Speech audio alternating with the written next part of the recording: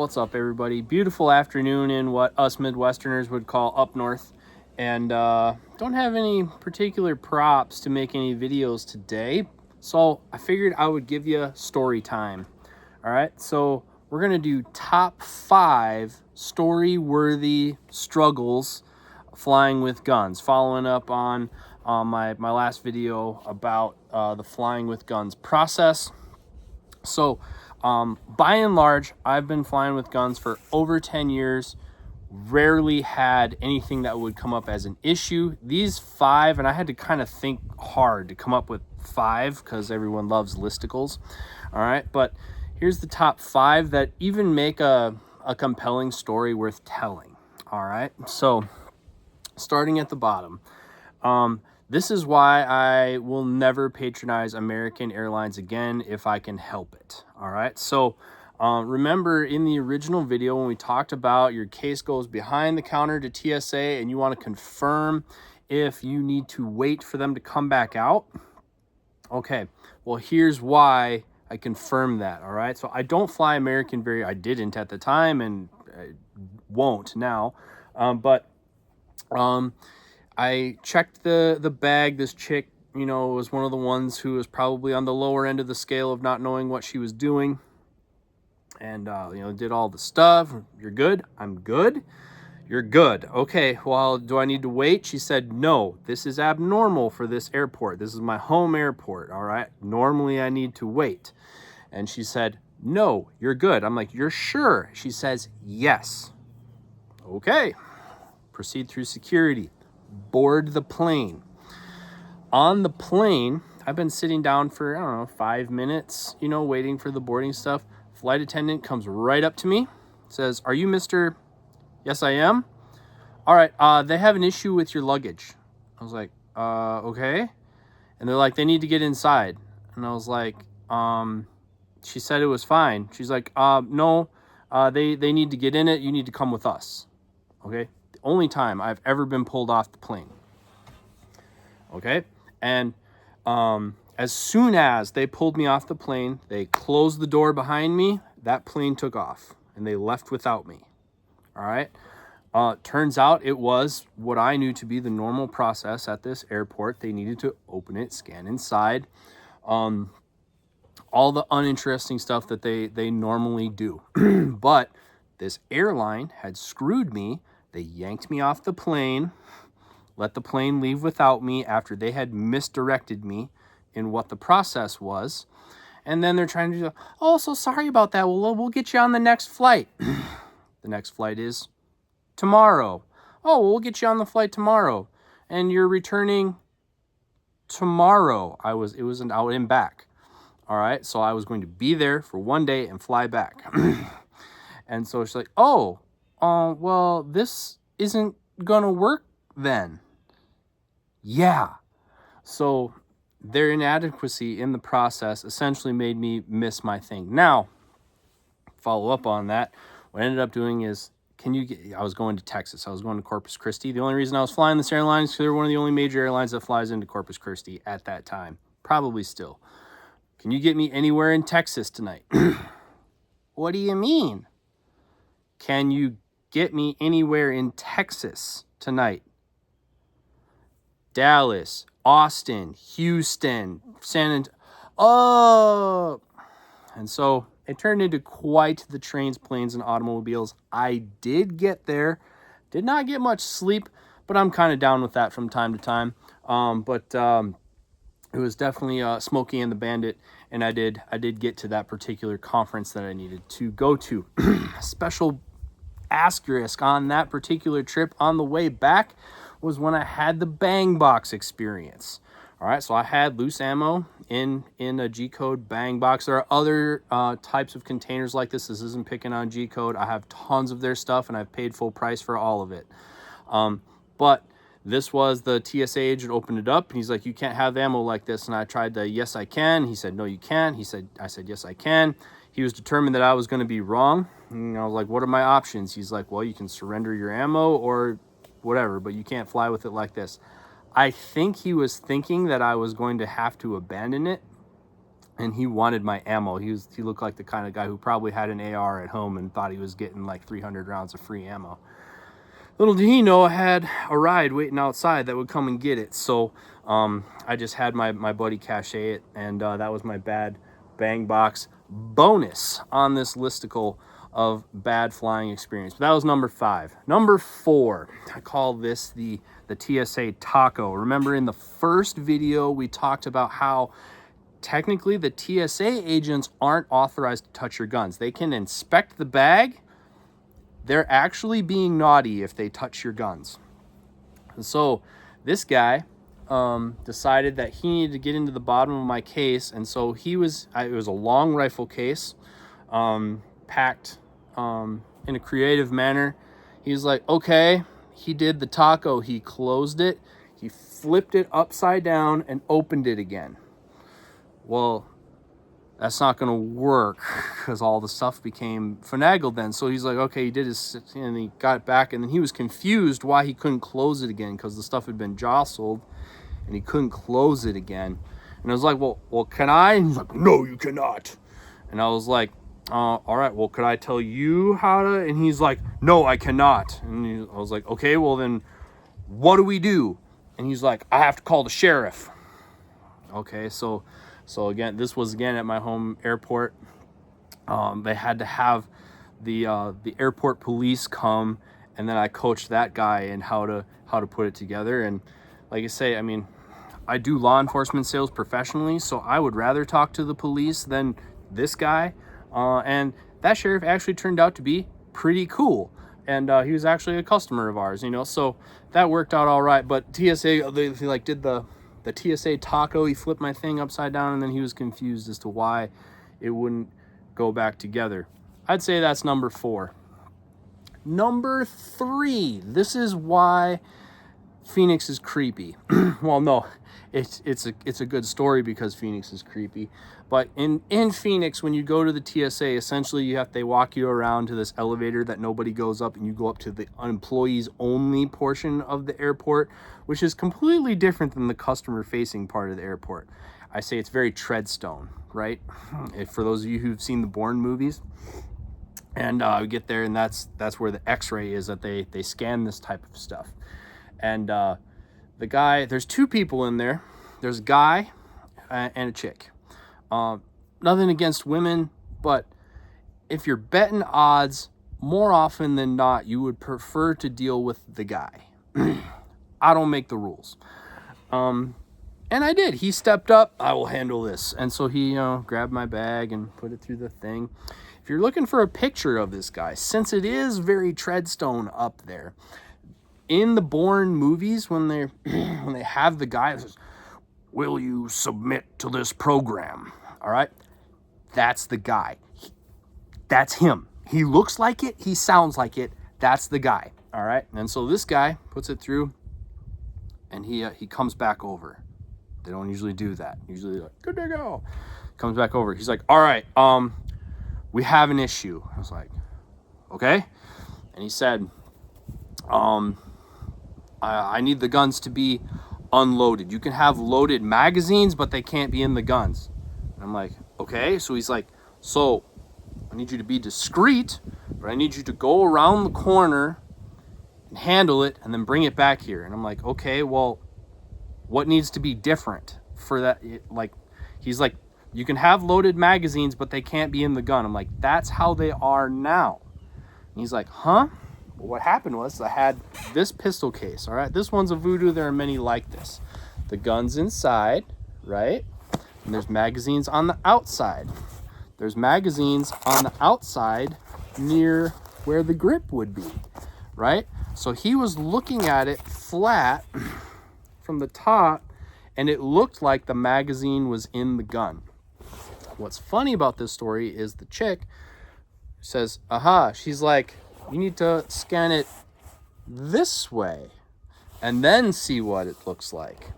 He put it through, and then, oh, same but different. Not, near but not together. Then they let it go through. So be careful. Pro tip, if you're going to use a case like this where the gun's in there and the magazines are also in some configuration where if you were looking at it from a two-dimensional standpoint from the side, it would look like maybe they're open. That is something you could maybe encounter. Avoid that, or if you can counter that, be cool and talk your way through it.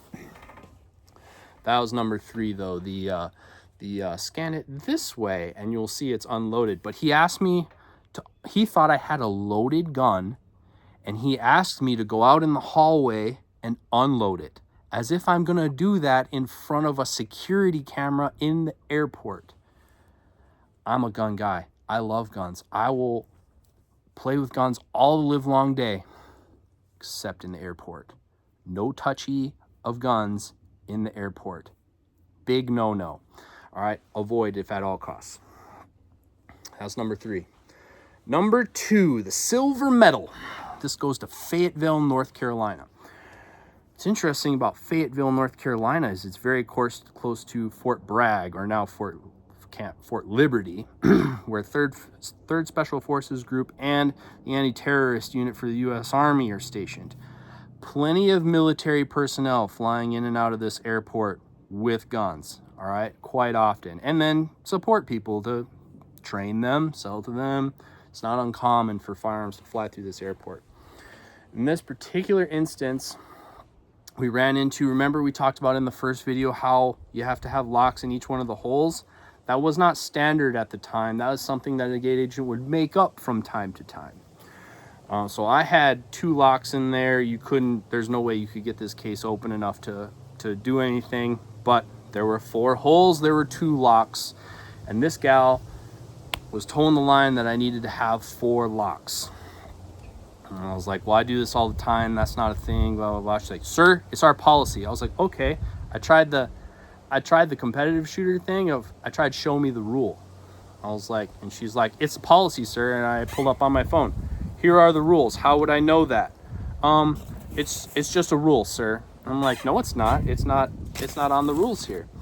And then like another chick stepped in. They just happen to be chicks, nothing against chicks. But she stepped in, I'll handle this. And so she popped it open, and it was actually a case like this inside of a piece of luggage.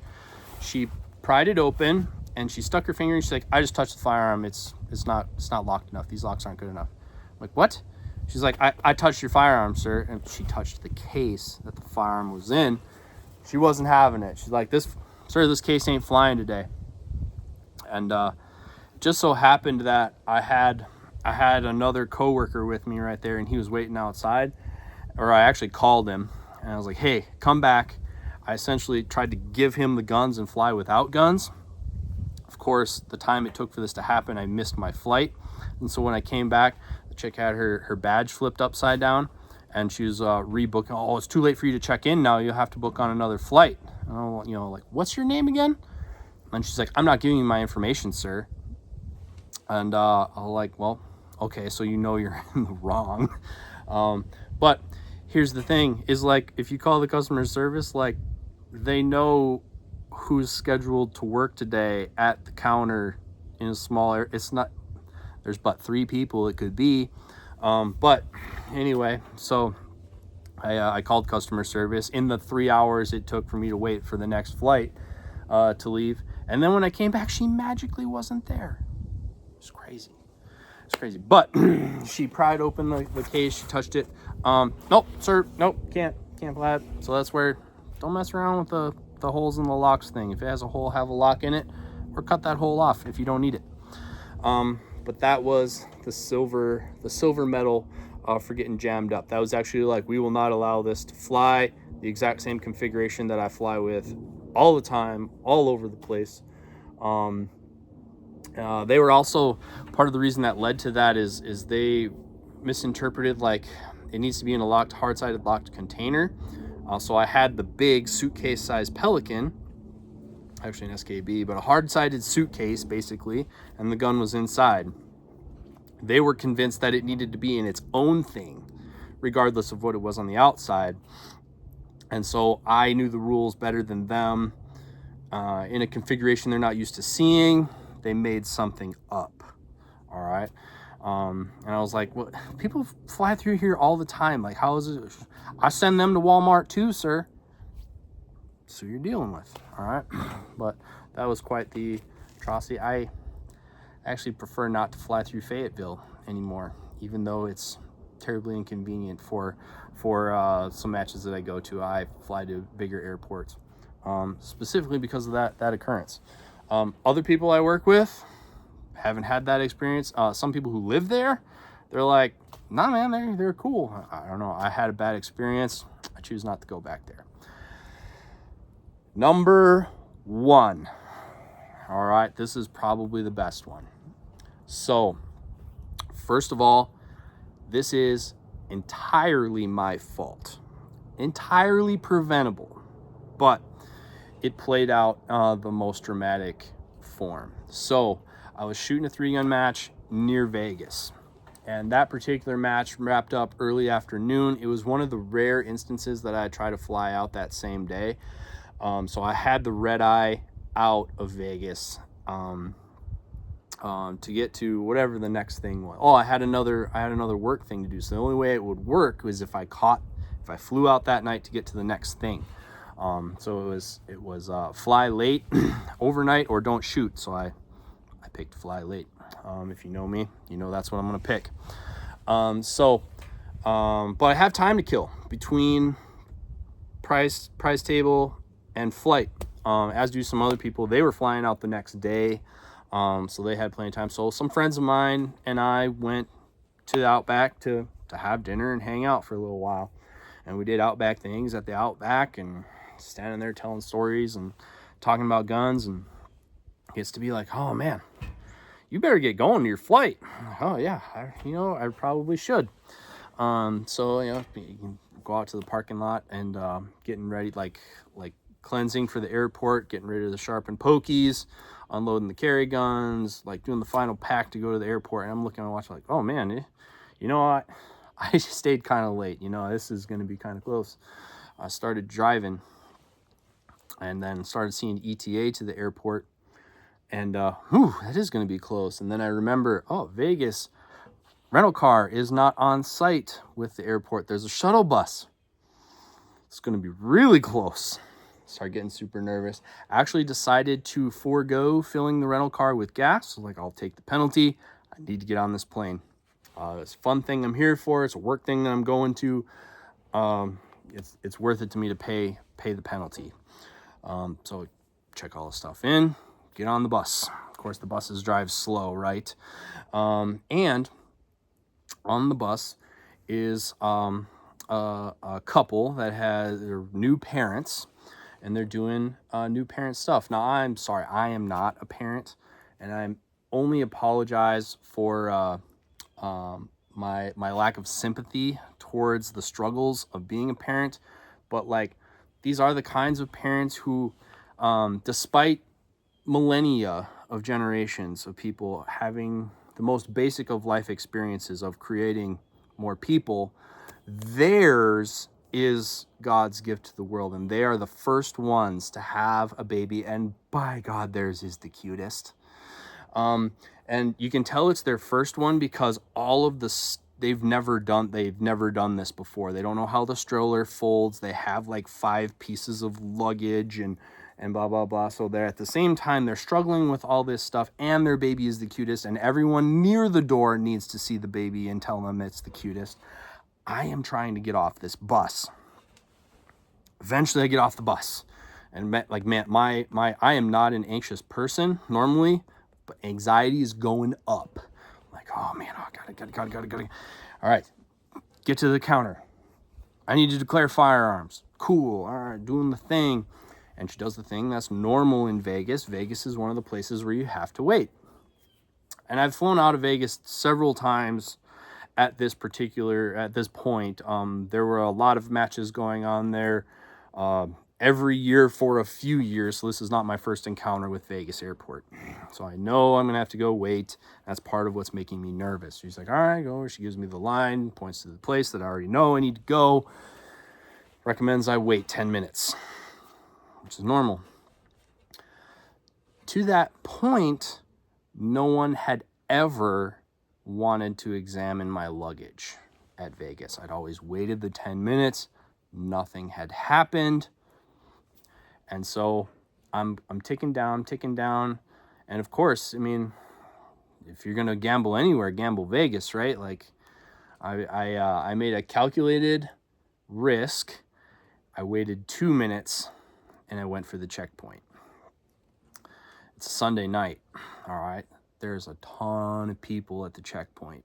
Ton of people. And I think I wasn't even pre-check at this point. I'd stand in the normal line. And there was a ton of people up there. I'm like, oh man, this is going to be really close.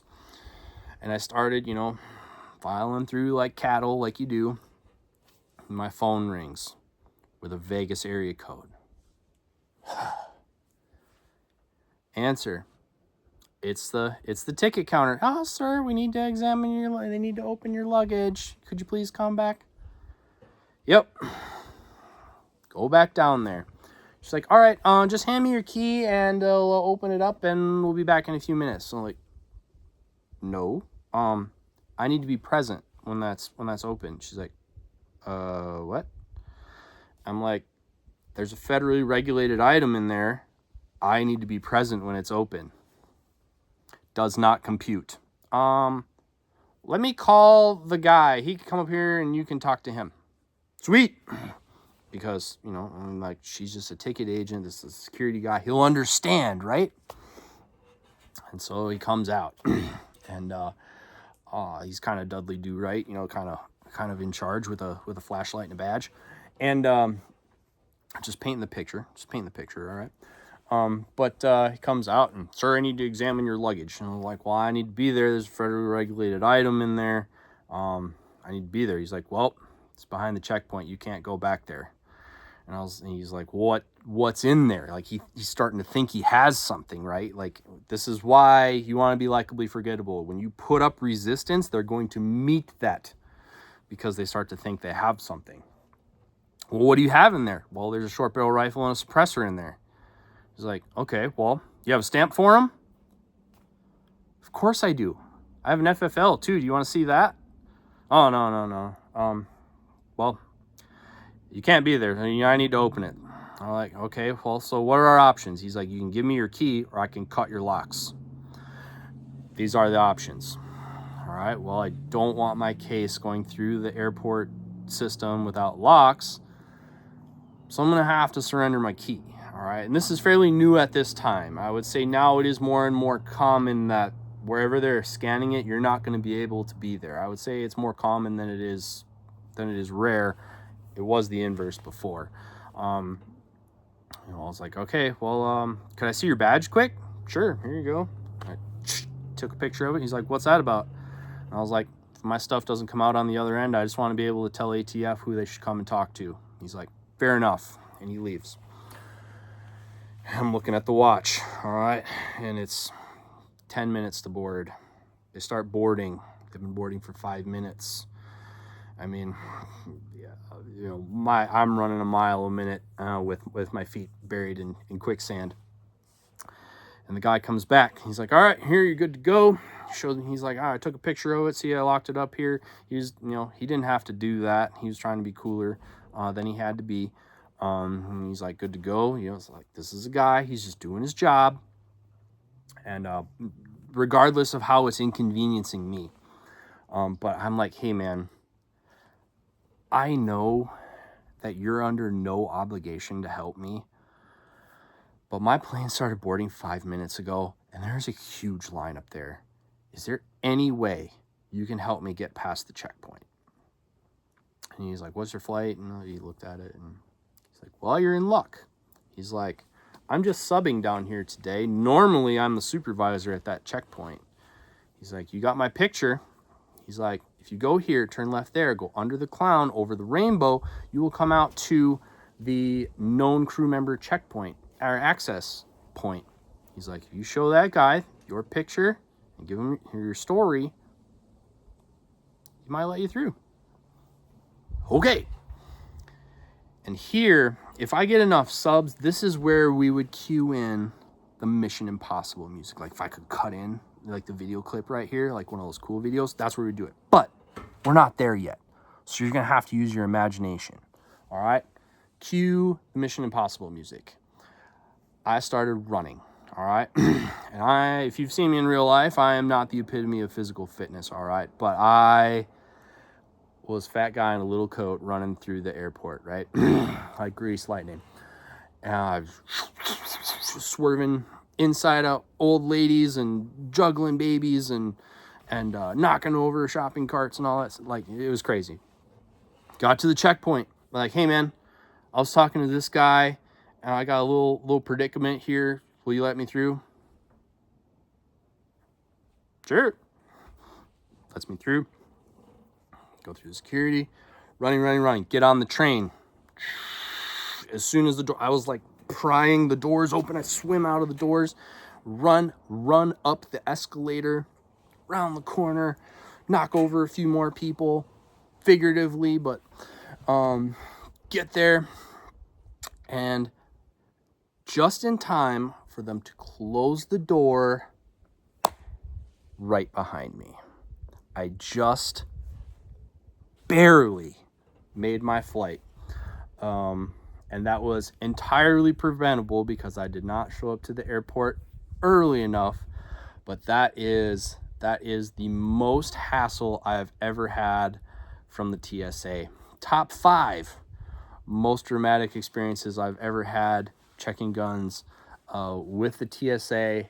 And at the end of the day, they really just boil down to inconveniences and stress, most of which are alleviated by giving yourself plenty of time. I pretty much plan to show up an hour before boarding, no matter what. I usually end up hanging out for 40 minutes, but that one time that you need that time, you want to have time so that you can work your way through this deal. Because the more of a pressure cooker you're in, the less options you have, and the more stressed out you are, the less clearly you're thinking. Remember back to when I was talking about how you kind of want to be cool and project confidence? All right, you can talk your way through a lot of these things, but you need to be calm and you need to have time to let those things play out. The person you're talking to, if you exceed their knowledge base, they're going to call for a supervisor. All right? Their supervisor isn't standing right there. It takes a couple minutes for them to get there. That takes time. You're going to have to retell your story to this person. That takes time. They might have to do something different than they're used to doing. This takes time. If you have time, I can let this play out. But the smaller the window you make, the less options you have and the more you paint yourself into a corner. So if you pack smart, you give yourself some time, you remain calm, and you use your words and you talk through and you negotiate with people, normally you'll come out pretty all right. So I started making these videos on flying because everyone asked me, is it a hassle? Give yourself time, you know the rules, pack appropriately. No, I think it is far more inconvenient to get on the plane and your roller bag not fit in the overhead than this process. So like you have to judge. People think that checking a bag is some huge hassle. Well, I check a bag all the time. I don't think it's that big of a deal. So compared to when I see people who are foregoing the hassle of checking a bag and then all of a sudden they have to gate check their roller bag and that just completely ruins their day. Well, my day's still going according to plan, so I'm guessing it's easier than that. So I don't think it's that big of a deal, but it is a special thing. It is a special process. It warrants special preparation. But if you are prepared, you know the process, and words mean things, use the right words, it goes pretty smooth most of the time. But hope you enjoyed Story Time with Adam. If Story Time with Adam is something you want more of, let me know. And maybe we'll cook up some more from the archive. Until next time, see you on the range.